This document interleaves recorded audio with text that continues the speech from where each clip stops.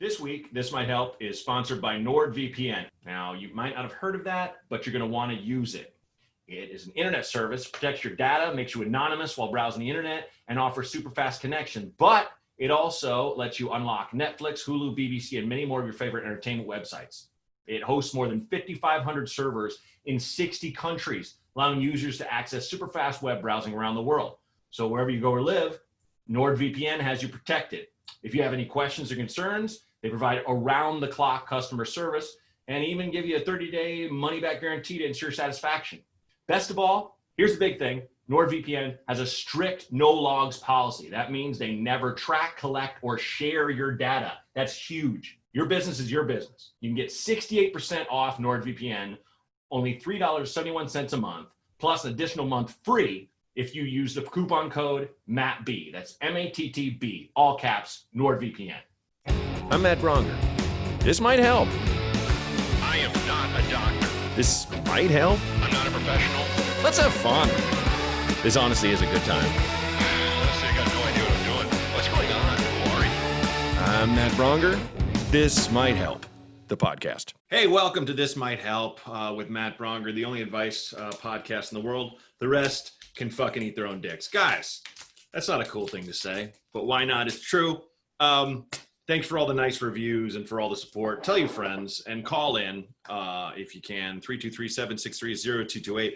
I have my big little brother on the show today, a man who at this point maybe needs some introduction, but not to the people that matter. Please welcome the sweet Portland Prince, Ian Karmel. Hello. Hi, buddy. Thank you for that. I'll take like a sprinkling of introduction. Sweet Portland Prince is all I need.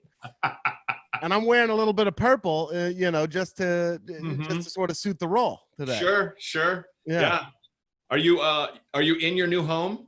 I'm in my new home. I'm reclining as though it were Passover, and I'm in my new home. You did it.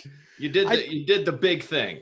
I did it. I bought a house. I'm in that house, and I have no joke been to Home Depot 3 times this week. That's how it works. I don't even go. I wake up there. I don't know what. I just come to in aisle 16 of Home Depot and then wander home with buckets of screws. Yeah, I mean that's it, because it's all on you. It's not gone are the days where you call a landlord that doesn't respond. No. Instead, I'm the one not responding to my own very urgent needs, and it's perfect. I understand my landlord more than ever. It's like when you get older and you like start to see your parents as people and not just like mom and dad. It's like that now with landlords, where I'm like, oh yeah, I understand why they didn't want to come over and like fix that plumbing. It's annoying. Yeah. And I mean, have you ever had like a straight up slumlord that just wouldn't do anything? I had one when I lived early on in Portland, when I lived on 14th and Clinton Street, in like a total like party house kind of thing. And this dude, Shane was his name, I remember. And it was like, there was a mutual loathing between the two of us. We hated him, he hated us, but he never kicked us out. It was, we had parties where the cops came once a month, and he was always just like, you guys, you can't do that. And then we were like, all right. But then like the house would leak, just like in general. Sure. It was like that kind of thing. Yeah, we had my first like real apartment in Chicago with my buddy Brian. It was definitely like a place like these guys had bought the whole building and they were like redoing the other floors. There's 2 above me. Actually, maybe just 1, but I remember one day, the apartment was fine. It was kind of in a shitty neighborhood. Now it's blown out and very expensive, but like, of course, yeah. Yes. But like, I remember coming out of the shower and just this fucking explosively scratching sound. They were sandblasting the outside of the building, but it was so porous, the sand was going into my apartment. Oh my God. In like a mist, like not like I can't, like a sandstorm, like I can't see, but just like, wait, And so I got out of the shower and my hair was this long, like my shoulders at that time, wet. Yeah. It's all just fucking clumped with dirt and I'm like, and I call them, I'm in a robe. I'm like, what the fuck are you guys doing? And he's like, oh, they were doing sandblast in the building, make it better looking. I'm like, it's coming through the walls. And he's like, well, I don't know if that's possible. I'm like, I'm fucking telling you, man. And I was like, I remember I was so angry. I was like near tears. I was like, that kind of rage. That, like a cartoon boss, like in an Archie comic kind of thing. Yeah. Like Inspector Clouseau's boss was constantly fucking losing his mind. Oh, I was so fucking angry. That's so fucking. You can't just sandblast something without like maybe looking into whether or not that's going to get into the house. It's definitely that thing where they never pulled permits and they were just like, let's just try it. What's the worst that could happen? Better to beg forgiveness than ask permission. That's what I always say. Yeah. Jared Kushner. Yeah. Another Jew, a proud member of the tribe. We, nobody's perfect, but he is Jewish. He is Jewish. He comes from but he's like a different kind of Jew than the ones you like. Goy dipped. Like he's dipped. I in know. So much goy. He's been goy blasted. When you've won that much Banana Republic, I think we revoke your Jewishness. He makes me think of he's like Gosling when Gosling was like that Hasidic by day and skinhead by night. What was that movie? Oh, I don't know. I don't know if I've seen that. It was when he was younger. He was like he had so much self-hate. He was like in like an Aryan gang, but he was like secretly Jewish, but he still went to temple and read the Torah. It was just he had like those the curls that would like clip off. Yeah, he like glued them up in his temples and extra big yarmulke. Yeah. Totally. Yeah. So I guess, we get, just to give people a little background, you and I go way back in the comedy scene. Oh yeah. Especially in when I'd go home to Portland and I first met you when you opened for Kyle, like 100 years ago. up in Portland somewhere, right? Yeah. Yeah, it was up there, and then I think that was before I did like the Bridgetown Comedy Festival, and then I did Bridgetown, and like we started to get to know each other like a little bit more then, and it was like, oh, this guy's from Portland. He's like cool as hell. Because you were from, they're like when we started in Portland, where it was like me and Funches and Shane and like Sean, like we didn't know there were like we didn't know about you and like Andy Wood and everything. There were like older Portland comics and some really cool ones like Art Krug and Susan Rice and like Dwight Slade. I know I'm sure I'm forgetting people. Yeah, but like there wasn't like what was happening in comedy at the moment. We didn't know that there were people from Portland who were part of that, like you know what I mean? Like, right. When we met you and found out about you, it was like, oh fuck, this is so rad. Like he's from here. And he's like, you were doing nothing wrong with those aforementioned comedians, but like the kind of comedians we wanted to be. Yes. Like, I would walk around. I think this might've been after we met, but before we were friends, like I would walk around like listening to like Soak Up the Night and like stuff like that. You know what I mean? The same way I would like to like, I don't know, to whatever other, like a Maria Bamford album or whatever. And then, sure. Yeah, I was just so stoked, man. Like like you were part of that scene. And then like the Portland comedy scene, like wouldn't have happened without Bridgetown. I guarantee it.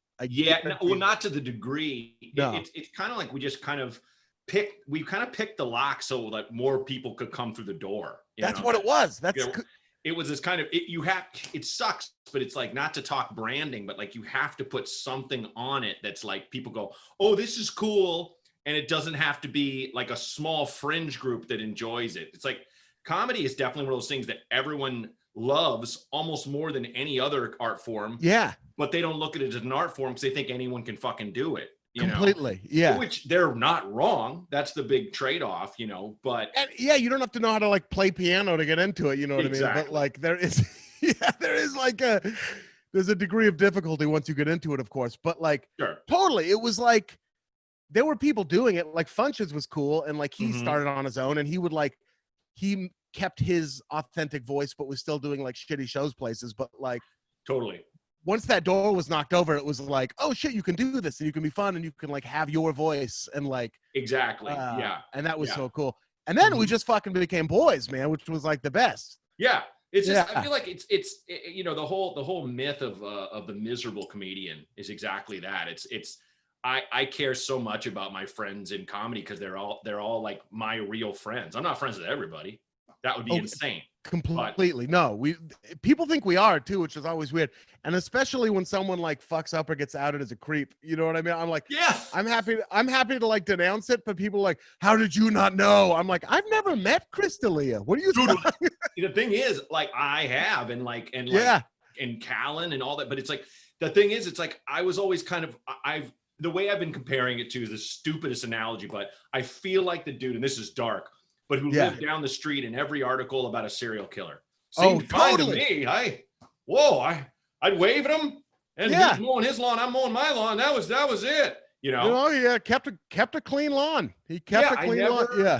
I knew nothing about any of those people's personal lives. I mean, you know, the Louis thing hit me hard because we're friendly. Yeah, you know, and we're talking and stuff. But like, I never thought that it was that fucking bad, you know. And like, I had honestly had no idea. And people are like, how could you have no idea? But it's like,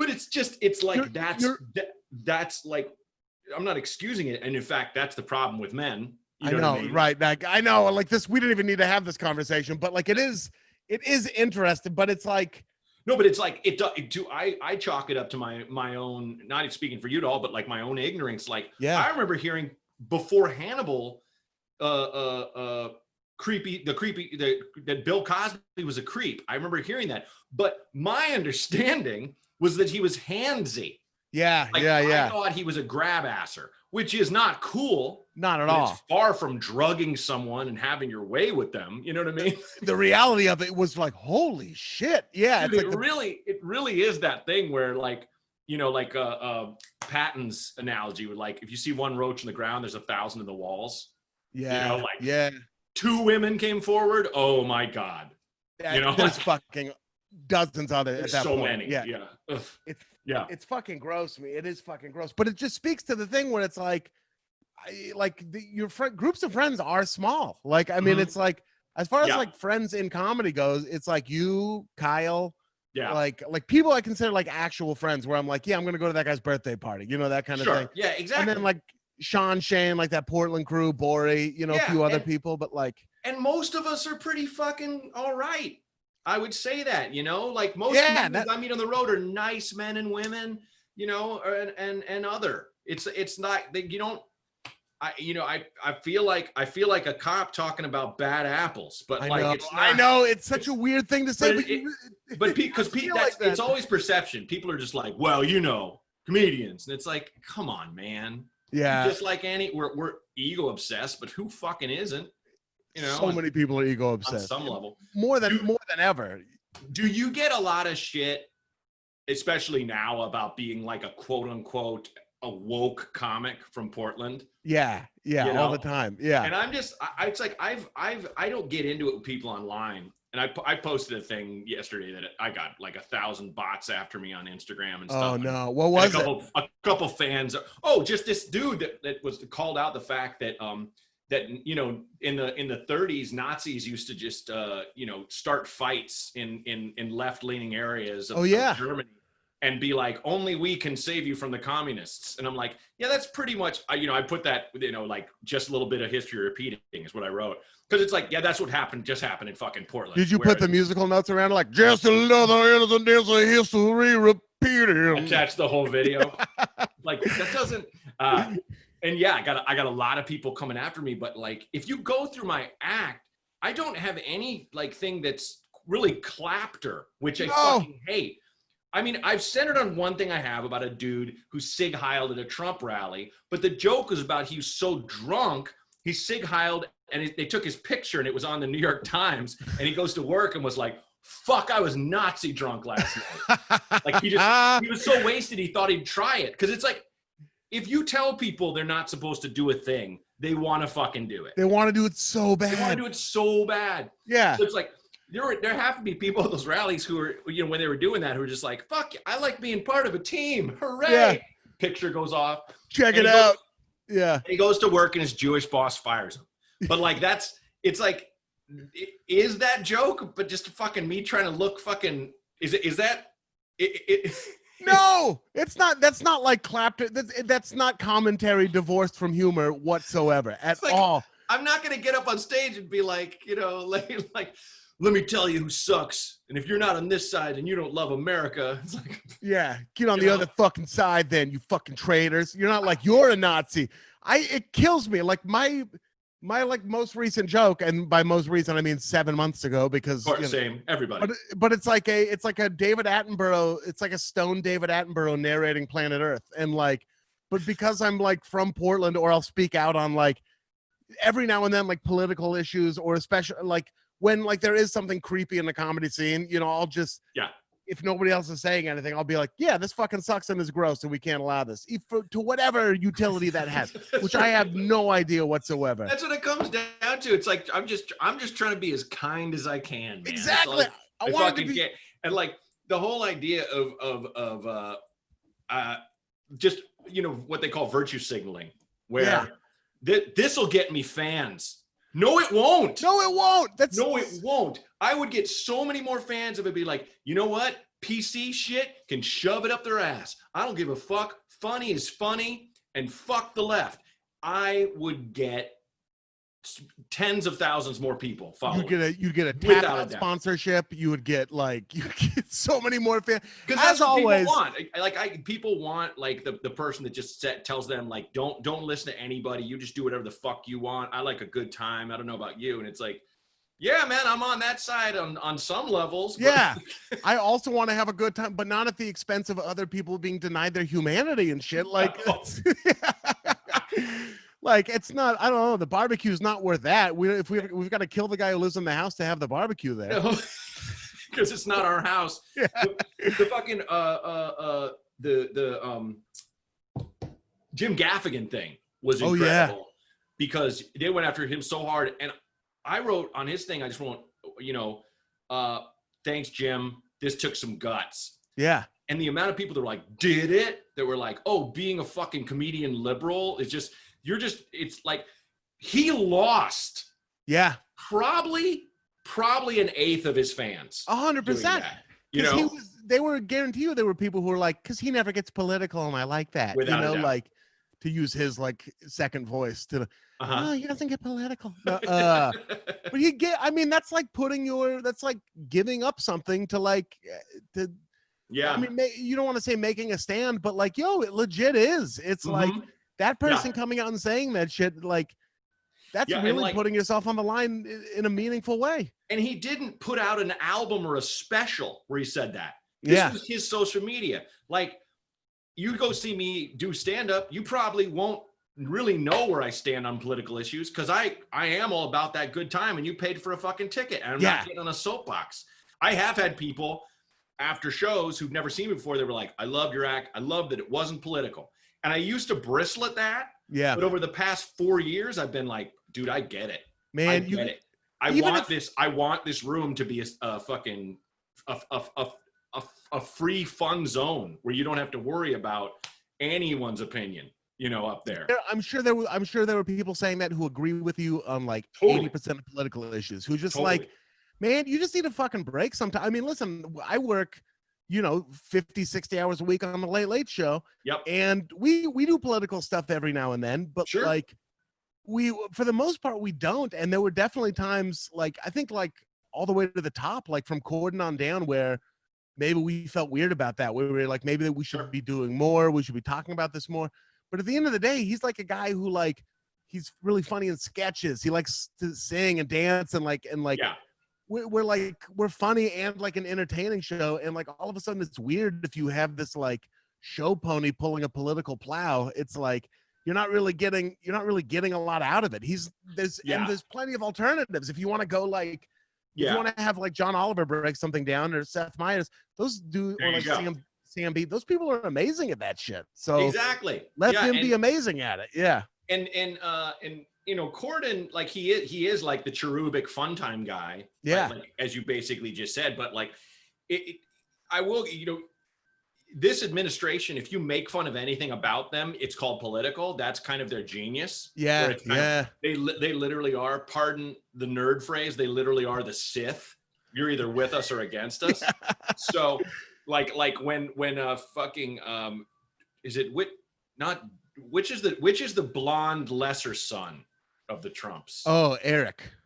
You had Eric. And Corden, because he was like, Dad, if you're listening, like, oh, like the joke is not any of their policies. The joke is, oh, you poor boy. You poor boy. You poor sweet boy whose father has never been proud of him. He got called out the worst on Black Twitter. There's a picture of him in like, they were like in a Boston market or something. Yeah. And he had a clear glass plastic cup full of lemonade. And Black Twitter was like, that's the water cup, man. Oh, he stole stealing lemonade. Oh shit. That's you rich, perfect. cheap fuck. So it's like from then on, I'm just like, dude, Eric, you are lemonade in the water cup. That is everything for you. That's hilarious. That fucking sums him up perfectly. You won't even pay for lemonade. He's got it. You got lemonade money, dude. And you know he so filled funny. It up as like, what are you gonna say, really? President's my dad. What are you gonna kick me out? You're gonna kick me out? I'll fucking Boston ruin Market. Boston Market. I'll ruin Boston. Boston Market. They're the Gaffigan of fast casual dining. They have a lot to lose.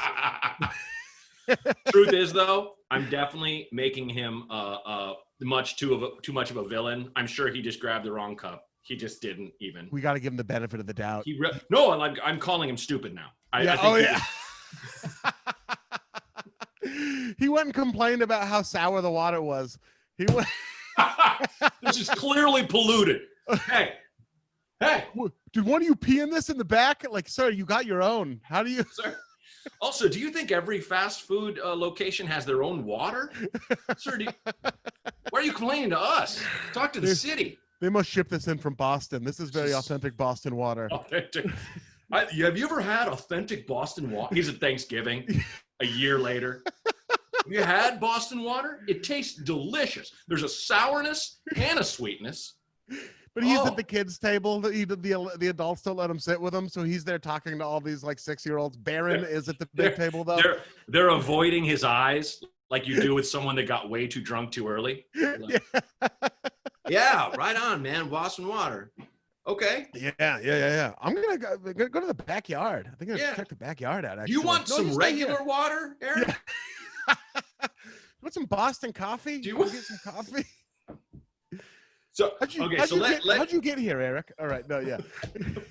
Let me ask you. Yes. You are a very funny man who's done well. Thank you.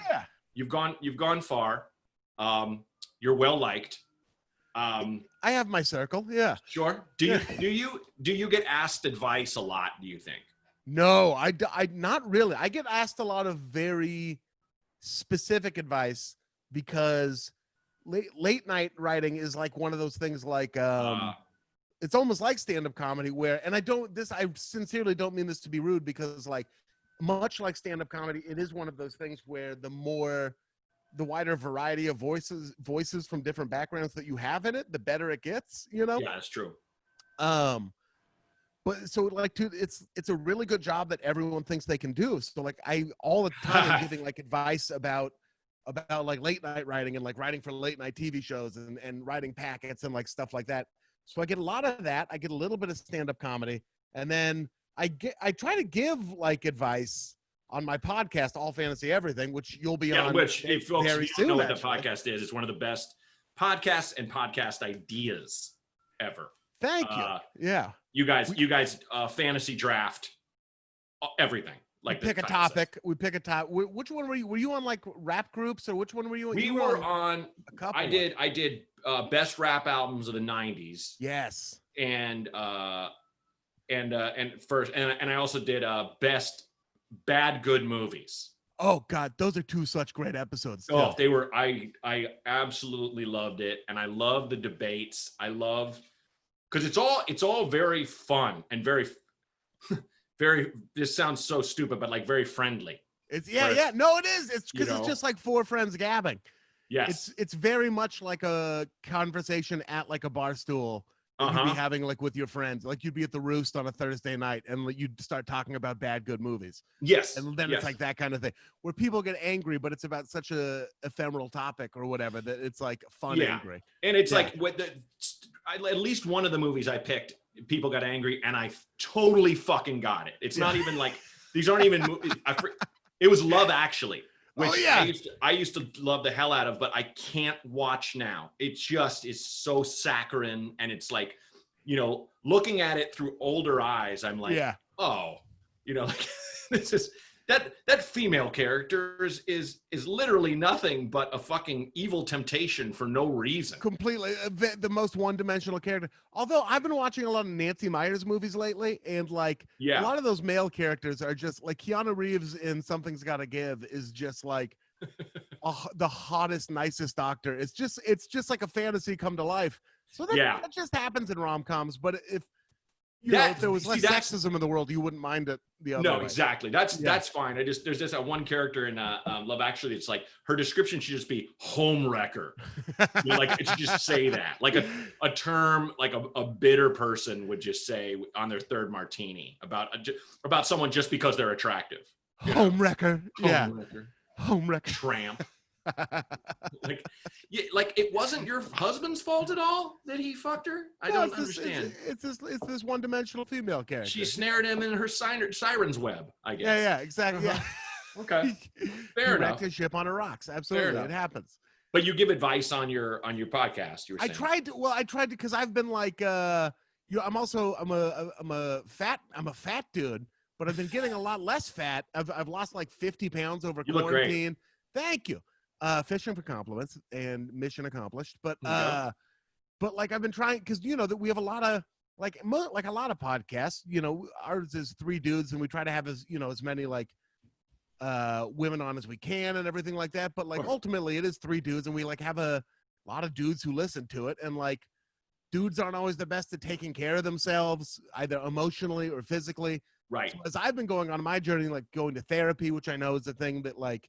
You did a lot of great stand-up about, which I think is in it's not political, but it is it's a service to talk about that thing as like a guy because guys are so afraid of that. And like I've had a lot of people thank me for that. Yeah. That they tried it and it worked for them. So. It helped me start going to therapy. So I'm like one of those people because I was like, sometimes you don't even just think about it. You're just like, I'm stuck in this depression, this mire, and you forget that therapy is even an option. And then you go and it takes a few visits, but then you're like, oh shit, this is feeling like a lot better. So I try to talk about that and like health and like actually going to the doctor and like actually getting checked up and stuff like that when you right on notice stuff is wrong. So so like that I kind of give, but people don't ask me that often. No.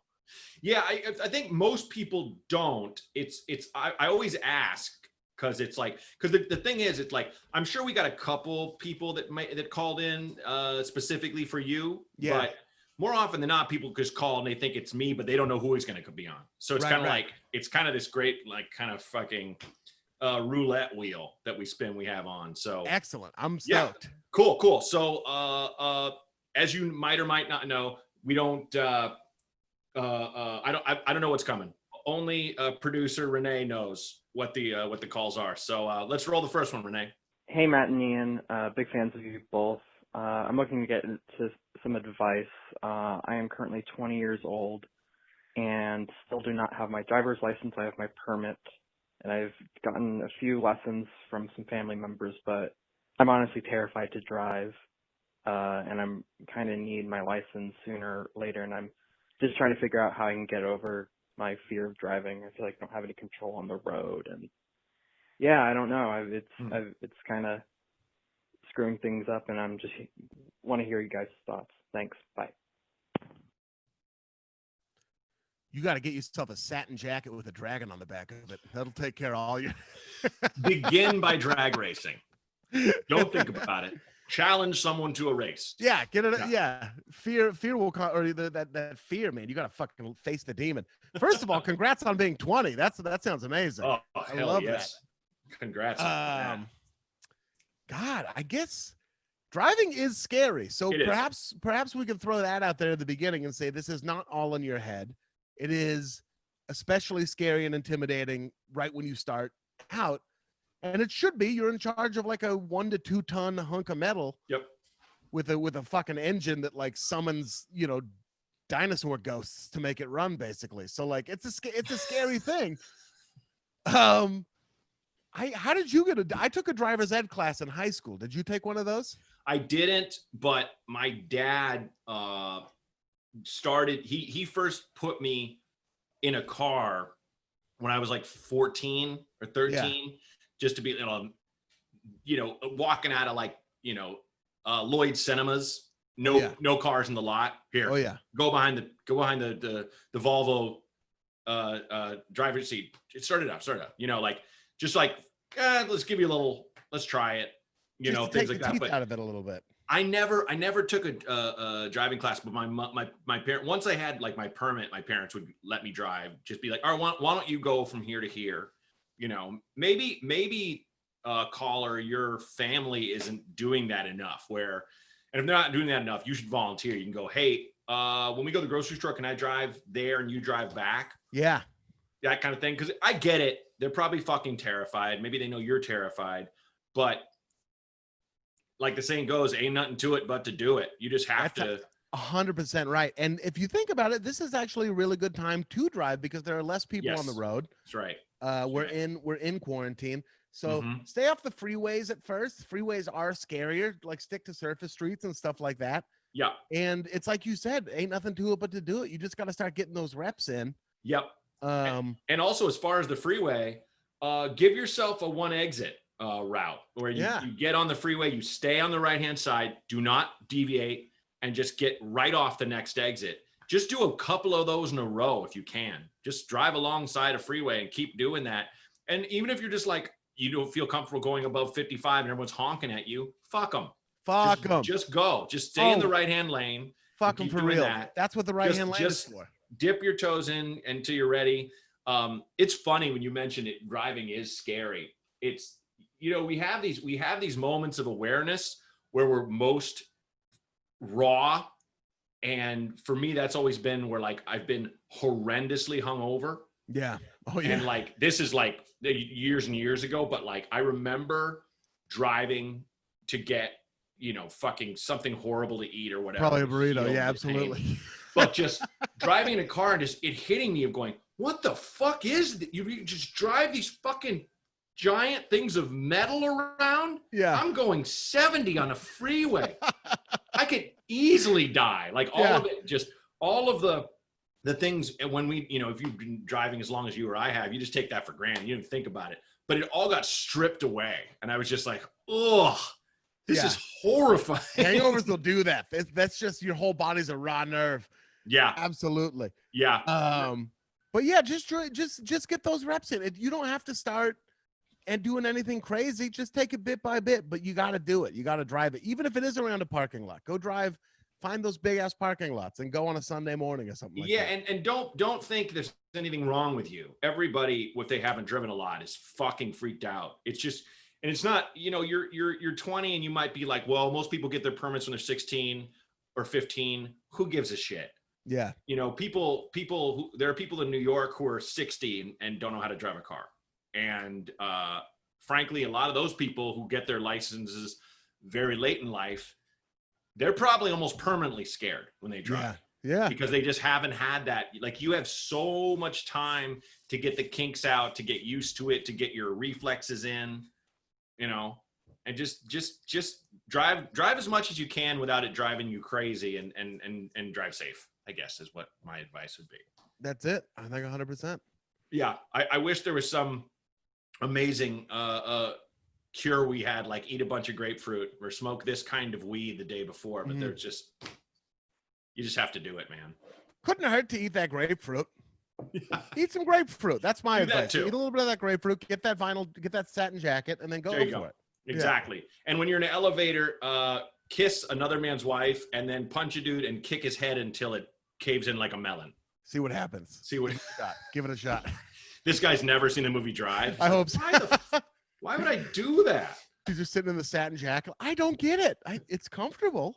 It is comfortable. Well, all right. We're gonna see that the newspaper in a couple weeks. There's a dude that drove his car through the side of an empty school wearing a satin jacket. Thankfully, he's unharmed. We but forgot he'll to never tell him drive about. again. We forgot to tell him about the French electropop. That was the mistake. Also, listen to French electropop. Oh, I just think that movie is kind of a beautiful nothing. Like it's just totally perfect. That's the perfect description of it. Wait, Karen and I saw it at ArcLight and walked out, and there's this younger couple that I knew the dude a little bit. I didn't know his date. I forget who it was, but they were blown away. And Karen and I were like, I don't really get it. It was like, yeah. And they were kind of like, it's just like, it was a great noir. I'm like, not really. No, people love to throw that around. And the girl was like, well, they just don't make movies like this anymore. I'm like, give me another example of what this was like.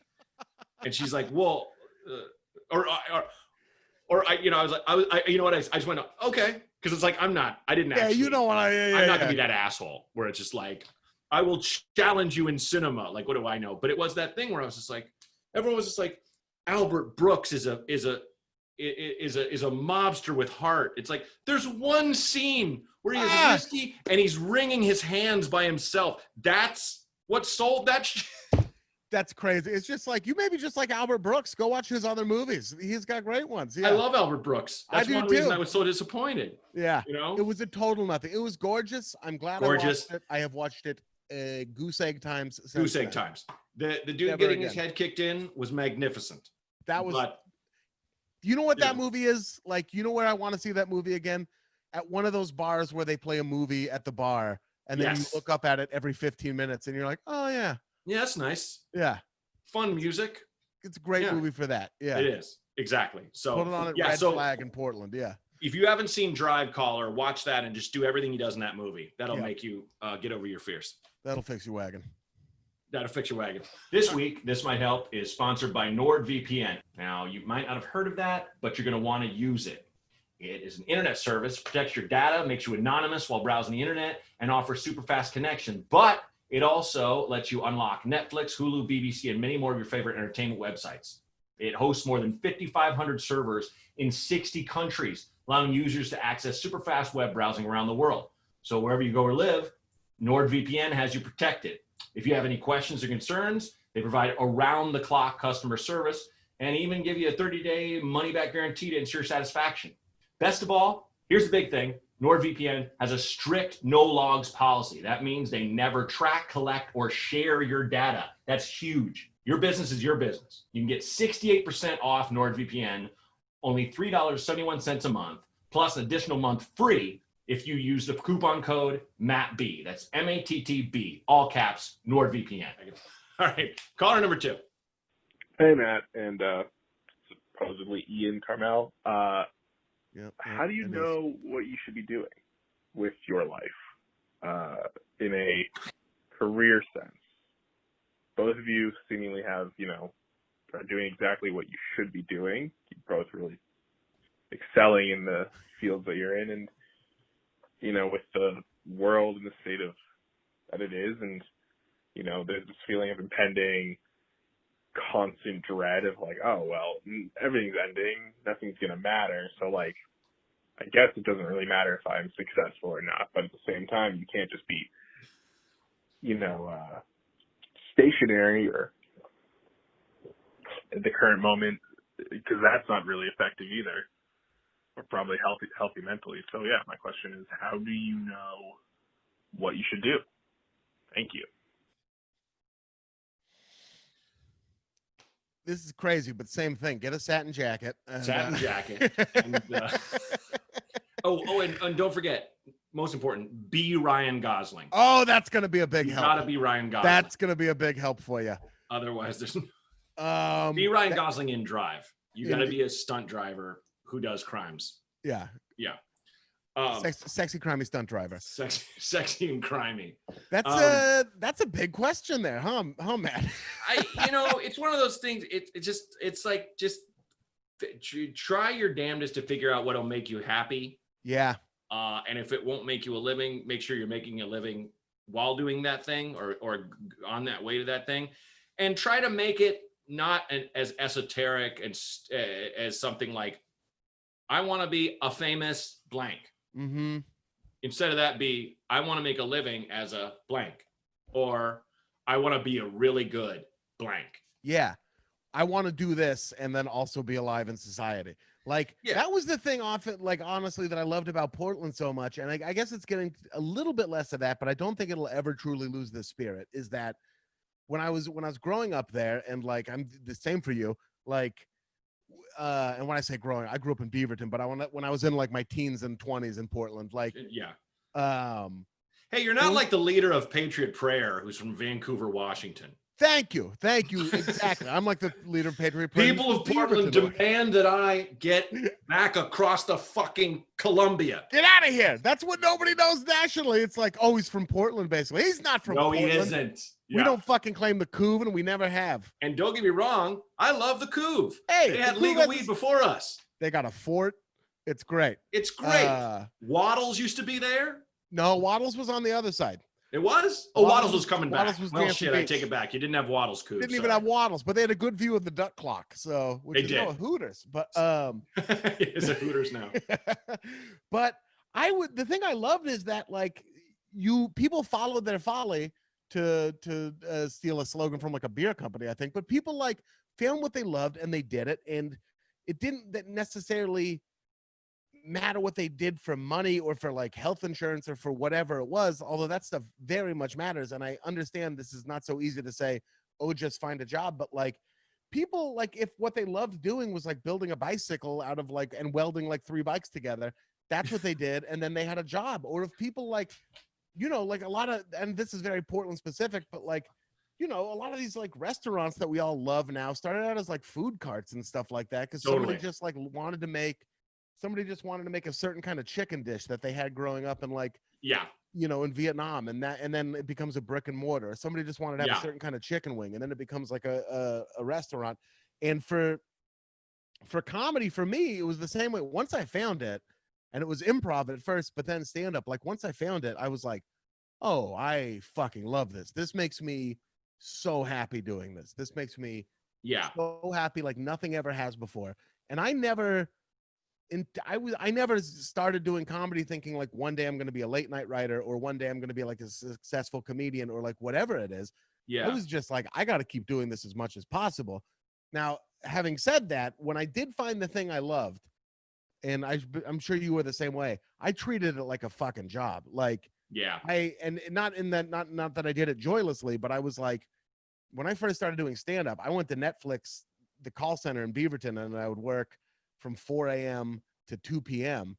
And then I would go home, sleep for 2 hours, wake up right until the open mics, do the open mics, go home and sleep for like 3 more hours, and then go back to work. Like, when if you do like want to get involved in something that's a little more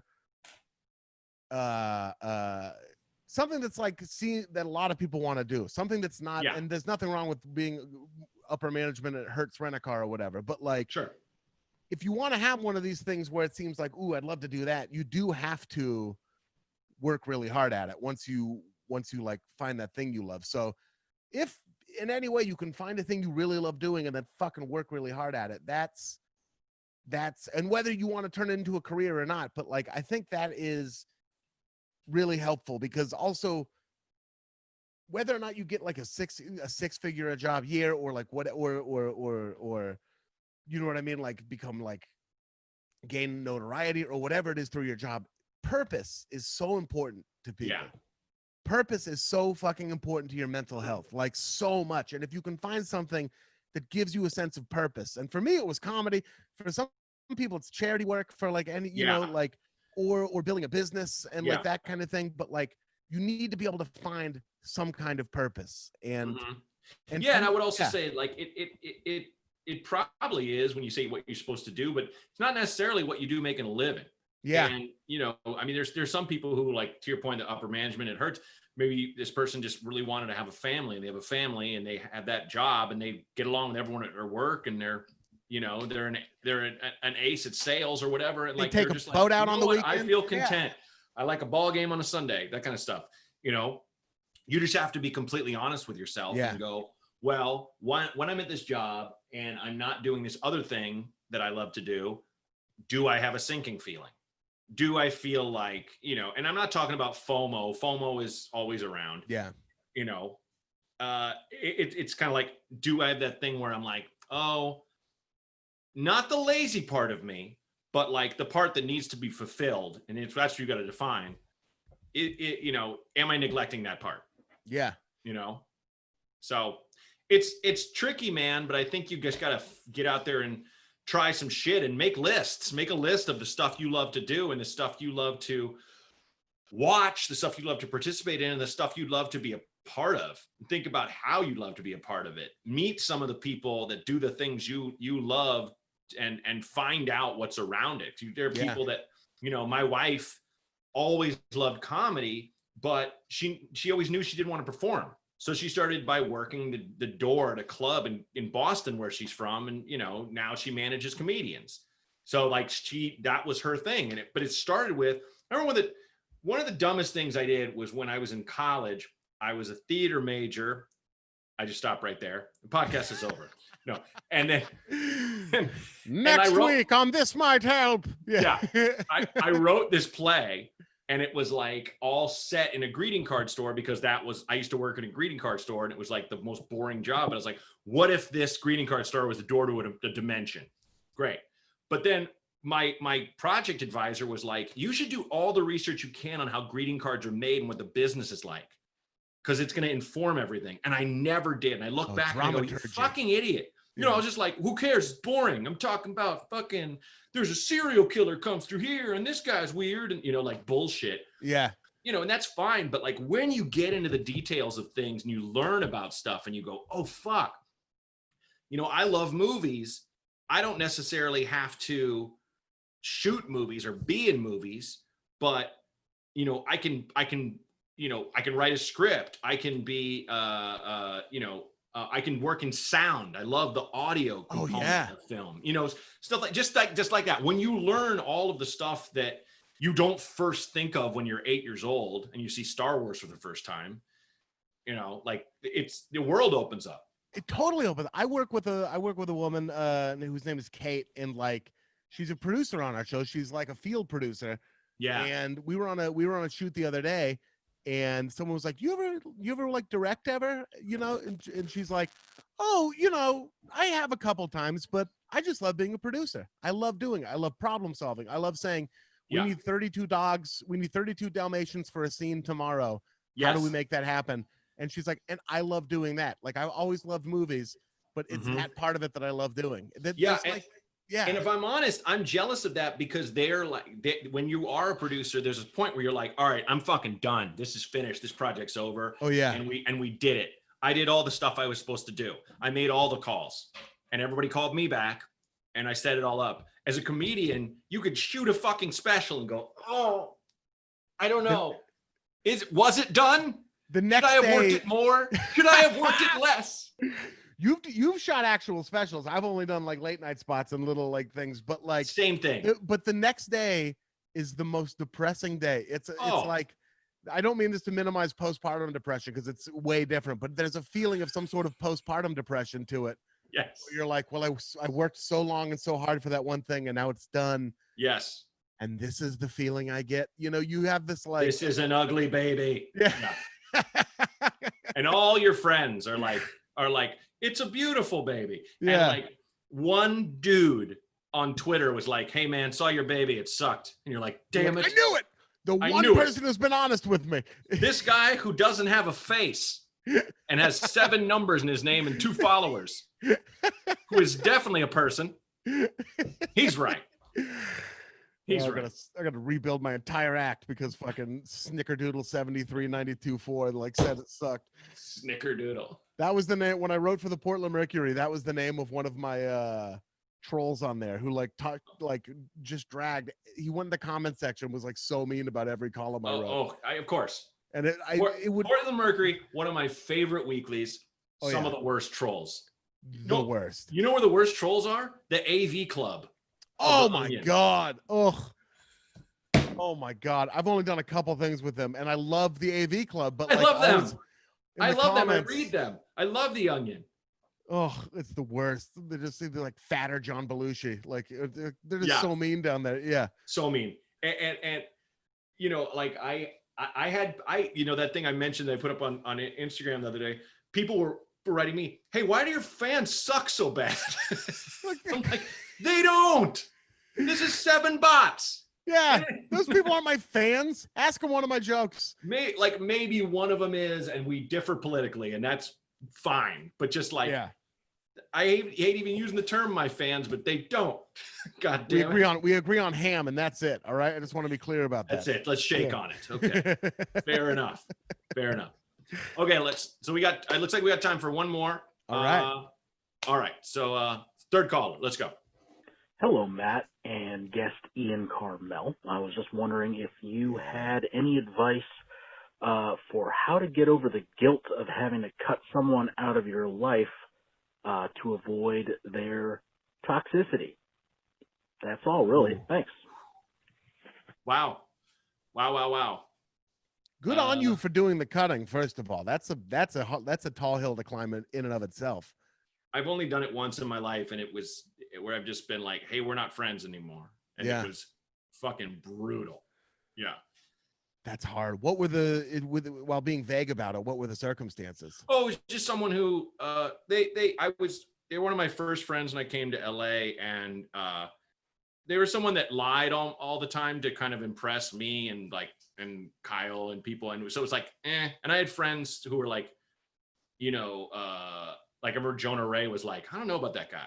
And I was like, no, he's fine. Cause I want everyone to like me. And I want the same way. I'm a big, yeah. I think we're similar in that respect. Yeah. And it's like, you know, I could see he's deep insecurity and stuff, but I just didn't see the degree of the pathology that he had, where he turns out it was two things. He was really secretly really creepy to a couple girls I knew. A lot of that seems like it goes hand in hand a lot of the time. And also he I found out he had a girl living with him, and he basically she was here from England, and he lied to her family to get her here, and basically like kept her in his place all the time.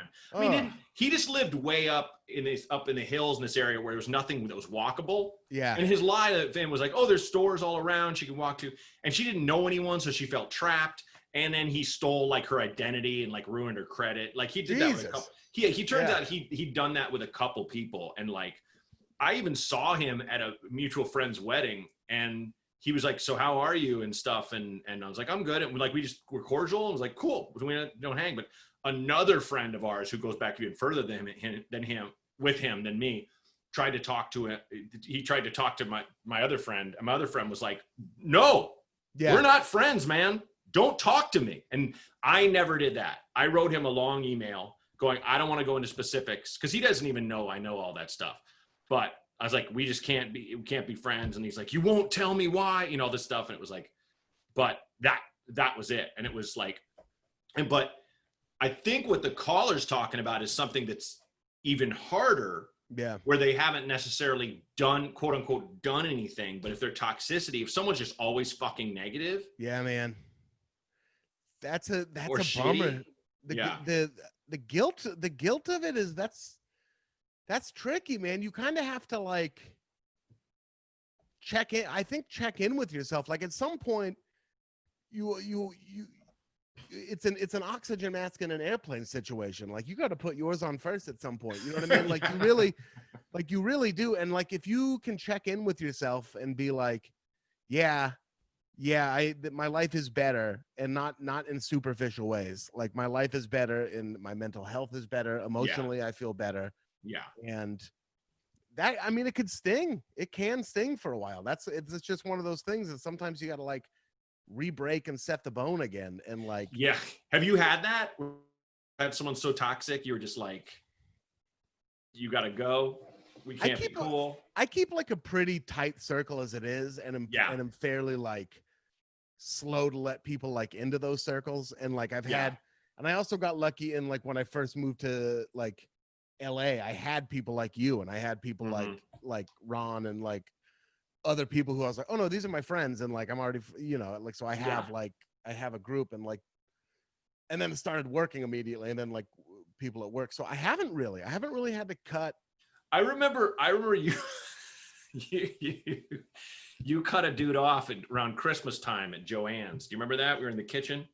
No. And What? Oh no, I kind of do. Because I had this kind of magical thing happen where I usually, you know, the only time I go to church, and like the church I grew up in, it's Catholic, but it's extremely liberal Catholic. You know, there's a black Jesus and Mary. There's a big rainbow flag. It's, you know, it's definitely the Catholic Church. The Vatican is like, fuck that place. Knowing you and your parents, I know exactly the kind of St. Andrews in Northeast, and I grew up going there, and you know, I'm not, you know, a believer in that sense anymore, and I don't go to church, but you know, I went every Christmas with my parents. I go for high holidays at synagogue. I'm not religious at all. It's so nice.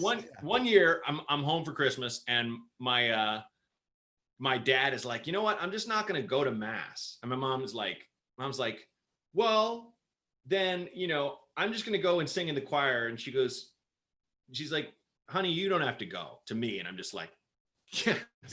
And so I went and just drank beers because Joanne had Schinderly had a party. Oh yeah. Real loose, real small. And we're in the kitchen just talking. And it was like, you know, maybe December. I think it was actually Christmas Eve.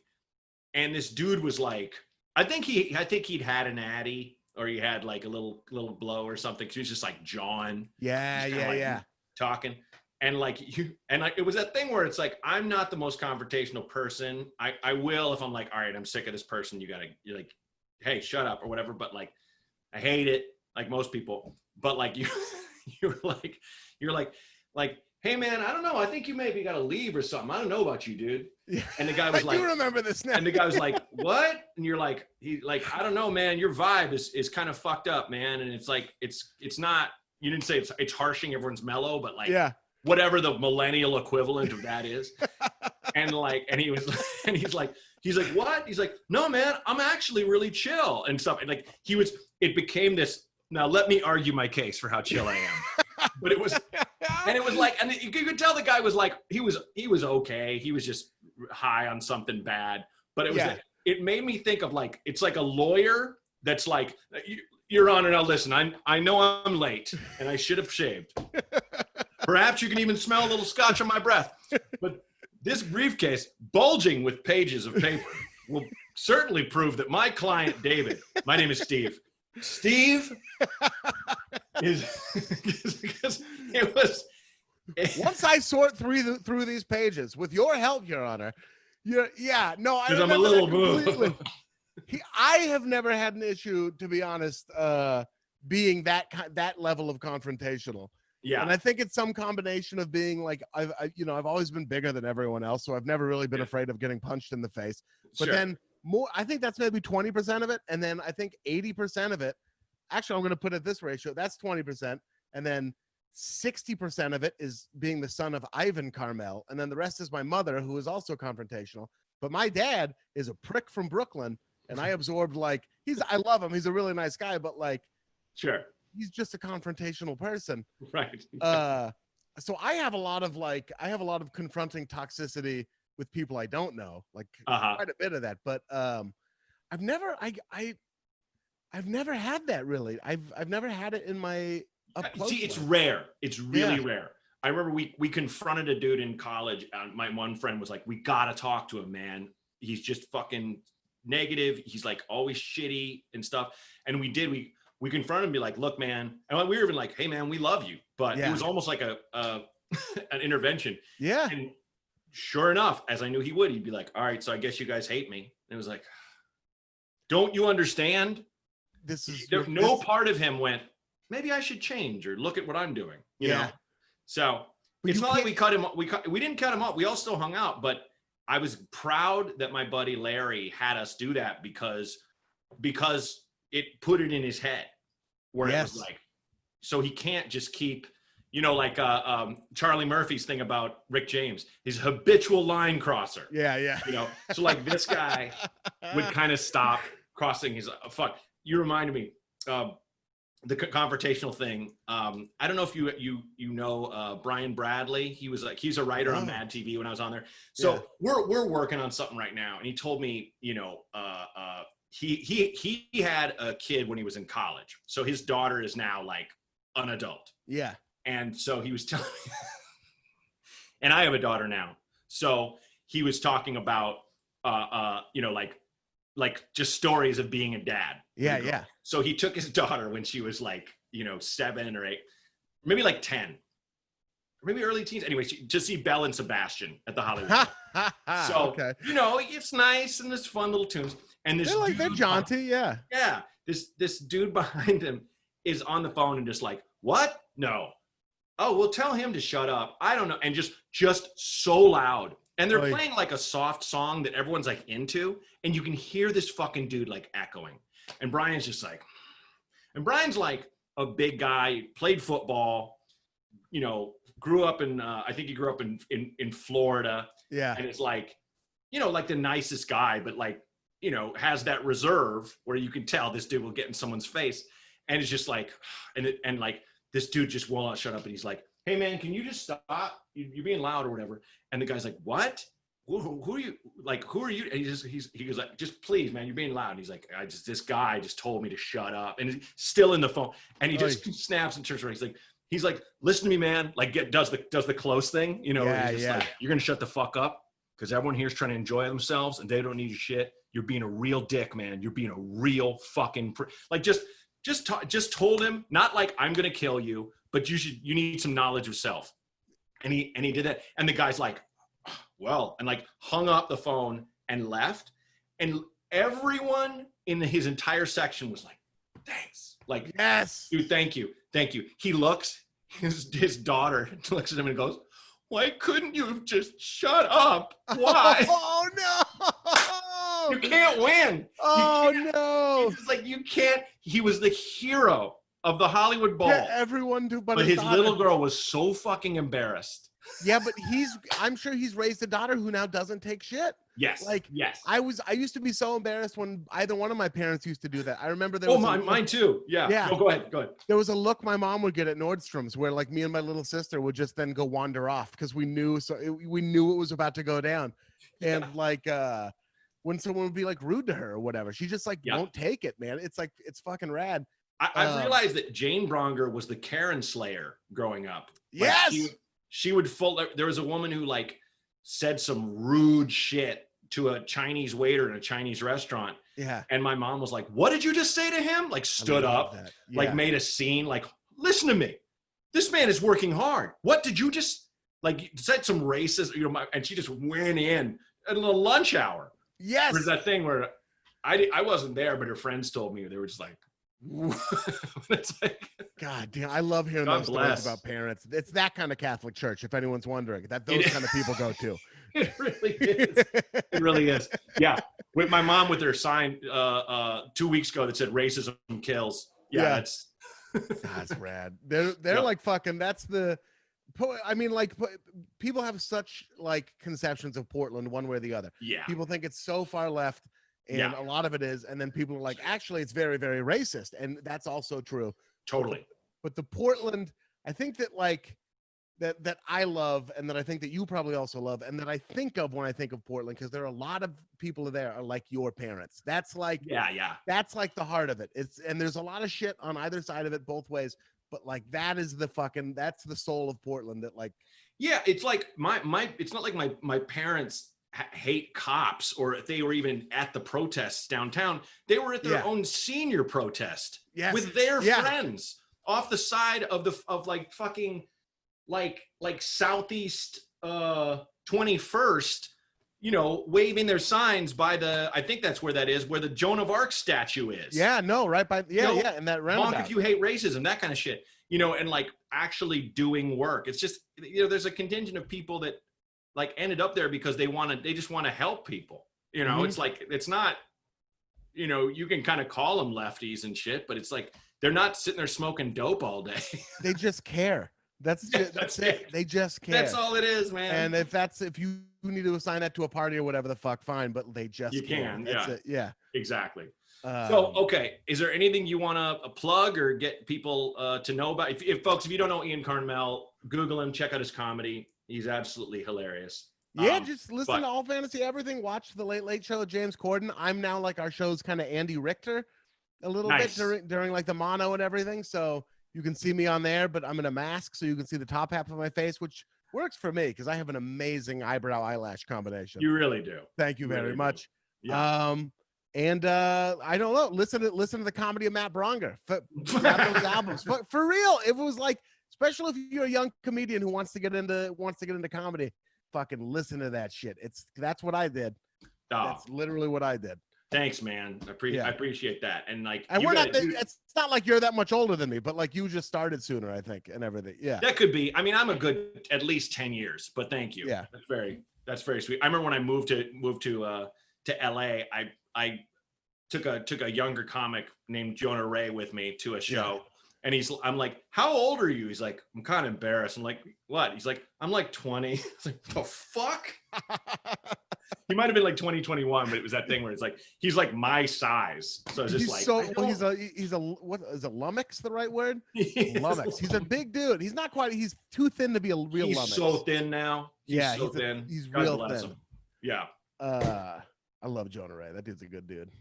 Well, I love you. I love you. Yeah, I absolutely love you. Thank you for having me. This is great to have you on, man. I appreciate it. And come to the backyard. Let's do a distance hang. You got to come meet Rose. Absolutely. I got to drop off. I got some baby shower gifts for you, and I have the keys to your place in Portland still. And I need to give you both. All right, cool. Thanks. All right, buddy. Well, thanks for coming on the show, man. I appreciate it. My pleasure. Thank you, buddy. Renee. Thanks, dude. I'll see you soon. All right. See you, bro. Bye.